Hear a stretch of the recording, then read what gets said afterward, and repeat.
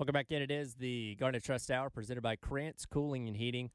It's our Ed, Chris Clark, and Jack Veltri along with you here on your Thursday on the game. Of course, getting things set for South Carolina and South Carolina State coming up on Saturday night at 7 o'clock over at Williams-Brice Stadium. Joining us now to get some more insight into the Bulldogs is their play-by-play voice, Ernest Robinson, joining us here on the phone lines. Ernest, first of all, appreciate you taking your time for us this morning. Boy, you sure called an exciting game last weekend with South Carolina State edging out of Wofford 16-15.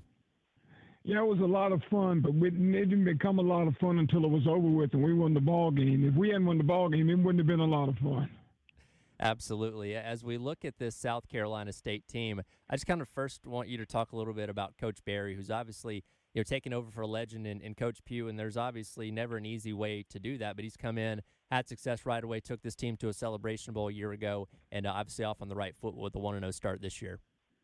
Yeah, Coach Barry has really changed the culture at South Carolina State, and it's a very adaptive one to today's environment of NIL and what we face at our level.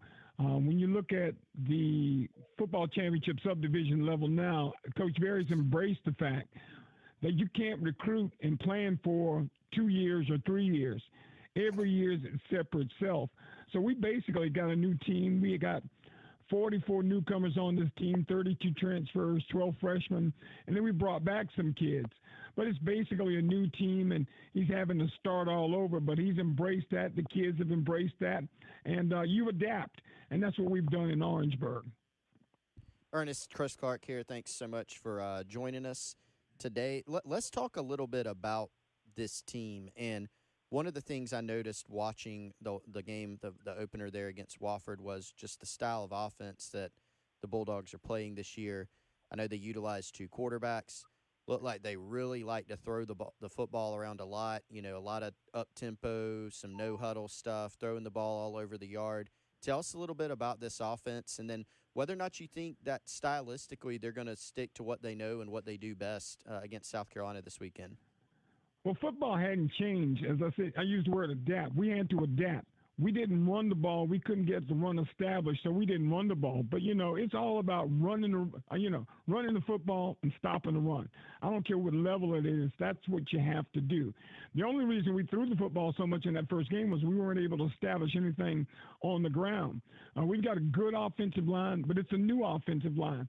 We only returned one guy from last year. Roger Smith, the right tackle. He's a big kid. He's about 6'4", 340. Really good ball player, all-conference, second-team all-conference. Probably will make first team this year. But we got some experienced guys coming in, so they're still learning themselves. I think we'll be competitive along the front. I mean, we're big up front, but USC is bigger than I've seen them in the past up front and really strong up front. So that's going to be a problem, but we've got to at least try to establish something on the ground, and hopefully that'll open up the passing game. But we were doing basically what we needed to do to win the ball game on Saturday. Ernest, Jack Veltri here. Appreciate you joining us, man. Wanted to ask you, just, Gamecock fans may not know a lot about this team, but obviously you being around them as often as you are, you know them very well. Who would you say are 3 players that people need to watch out for from a South Carolina State perspective this weekend? Well, let me go to the defensive side of the football. Gerard Washington is the next great defensive back coming out of South Carolina State. He's number 12. He's a corner. He's a pretty big kid, 6'2", 190. He's a graduate student. So from that standpoint, when I say graduate student, he transferred with Coach Barry from Benedict. Their experience, really good defensive back. I would imagine he and Nick Harbor are probably going to get real acquainted on Saturday night. Also up front, Josh Barker, really good defensive tackle. He came to South Carolina State from Benedict as well. His second year in the program. He perhaps is going to be all conference. Kid who made a difference last week is number 11, Mike Lunds. He's a transfer from Tulane. He's a rush-in, not quite as quick as Dylan Stewart, but he can get to the quarterback. The problem with Lenore Sellis is once you get to him, can you get him on the ground? And that's where most people have problems. So we've got to be able to tackle well and slow the Gamecock offense down. On the offensive side of football, it could be a number of people. It's early in the season. We're still trying to find out exactly who we are. We played two quarterbacks this past week, Ryan Stubblefield and Billy Atkins. Ryan Stubblefield probably had the more success, but Stubblefield's been in the program for 2 years. He came to South Carolina State 2 years ago from Incarnate Word. He's not very big, but he's got a really good arm, and he's really quick. He can run the football as well. So both those guys are going to have a good game for South Carolina State to remain competitive in this football game. Billy Atkins, this is his first year in the program. He's a graduate student as well. He came from James Madison. So, he's played at a different level of football, but was coming to South Carolina State hoping to kind of establish himself. Both those guys played well in training camp, so we're not sure exactly who eventually is going to be the starting quarterback. You'll see both of them on Saturday night, dependent upon how the one in front of the other will play. Billy started the first game. It wouldn't surprise me if Ryan, who was the incumbent from last year, played a lot last year, gets to start on Saturday night. Again, talking to South Carolina State play-by-play guy Ernest Robinson here on the AAA Heating and Air phone lines. And when you look at this game coming up this weekend, obviously the objective is always to win no matter what football game at whatever level. But what are some specific objectives that you think SC State is hoping to get out of this game this weekend? Well, from the standpoint of experience, dealing with the crowd, we eventually have to deal with that at our level. So dealing with the crowd, the adversity. A lot of times when you have an FCS team playing a Division I team like USC, especially in that environment, how you handle that environment the first 8 minutes of the football game will depend upon how long you can hang around. And, we'll play it quarter by quarter. We want to stay in it. And, there was a time, I don't know if you guys remember, a few years ago, South Carolina State and the Gamecocks, I want to say went into the locker room tied at 10. Gamecocks eventually, blew that game out. And, from that standpoint, that was probably the best South Carolina State played at Williams-Brice Stadium. But, we have to take it minute by minute, quarter by quarter, possession by possession. I am concerned because against Wofford, we control their offense, but their only scores came on a kickoff return for a touchdown, a block punt for a touchdown, and the other was a short field that they kicked a field goal.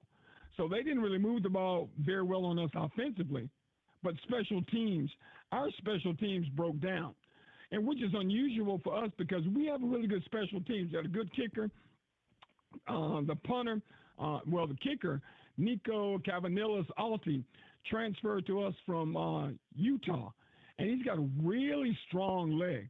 I mean, he's a kid who can consistently knock it in from 50 yards out.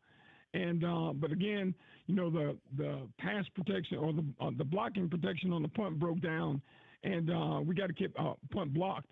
And by the way, the punter came from Utah as well. His name is Elliot Janish. He and Nico both came to South Carolina State. So that's the thing about Chennis Berry.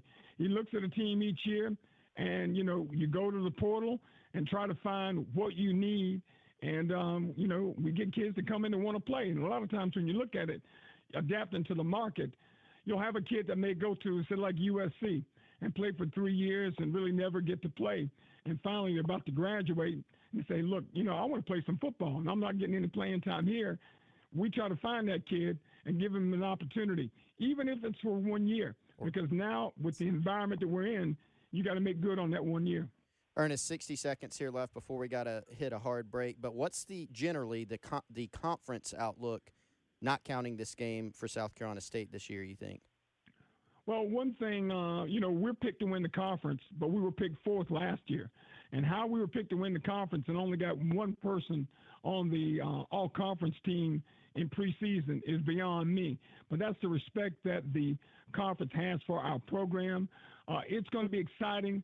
The way our schedule shakes down, the last 5 games, and we only have 5 conference games, those are the last 5 games of the season. So from that standpoint, all of the games leading up to that, we're getting ready for the conference run. He is Ernest Robinson, the play-by-play voice of the South Carolina Bulldogs ahead of Saturday night's game in Williams-Brice Stadium. Mr. Robinson, we appreciate you taking your time and look forward to what happens on Saturday night. Next time I talk to you, make sure you call me Ernest. Mr. Robinson was my dad. Yes, sir. Well, certainly will do. We appreciate it, Ernest. All right, take care. Again, Ernest Robinson there, play-by-play voice of the South Carolina State Bulldogs. We'll come back. We'll wrap up the hour, the Garnet Trust Hour here, presented by Krantz Cooling and Heating, on your Thursday on the Game.